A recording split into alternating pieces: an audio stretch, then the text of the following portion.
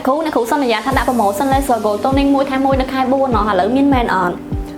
មានអូនតែអ្នកគ្រូសន្យាគឺត្រូវតែដាក់ហើយអញ្ចឹងចាប់ពីដើមខែ4រហូតដល់ចូលឆ្នាំខ្មែរហ្នឹងគឺ promotion ហ្នឹងគឺមាន gold toning ទិញម្ដងថែមជូនម្ដងអញ្ចឹងសម្រាប់អតិថិជនចាស់ហ្នឹងគឺដឹងពីអត្តពលរបស់ laser gold toning ហើយណាចានៅអតិថិជនថ្មីដែលមិនទាន់សាកល្បងគឺអាចអញ្ជើញមកធ្វើការសាកល្បងបានសម្រាប់ laser gold toning នេះដឹងស្រាប់ហើយមួយឆ្នាំគឺមានតែម្ដងគត់អញ្ចឹងគឺដឹងថាពិសេសប៉ុណ្ណាហើយ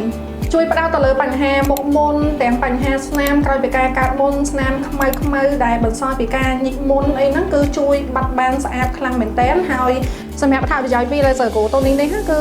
មានច្រើនមែនទែនសម្រាប់បងដែលមានបញ្ហាស្បែកមុខពណ៌អត់ស្មើគ្នាចាមានដូចថាថ្ងាសសកមទៅហើយស្បែកមុខពណ៌សប៉ុន្តែចង់ឲ្យពណ៌ស្មើគ្នាអាចធ្វើជាមួយនឹង laser gold toning បានជួយបាត់ទៅលើស្នាមក្រោយពីការកើតមុនមានទាំងស្នាមខ្មៅរំញើសរីកធំកពិកកពកអីហ្នឹងគឺ smooth មែនទែនចាហើយមួយទៀតអ្នកមានបញ្ហាមុខមុនចានៅតែកើតចុះឡើងអត់បាត់ហ្នឹងគឺអាចមកធ្វើជាមួយនឹង laser gold toning នេះបានគឺពិសេសនិងបកាយខ្លាំងមែនទែនអញ្ចឹងអាចអញ្ជើញធ្វើការទិញជាមួយនឹង promotion ទាំងអស់គ្នាបានណាទិញមួយថែមជូនមួយឱកាសនេះគឺមិនងាយមានទេចាអាចចេញបាន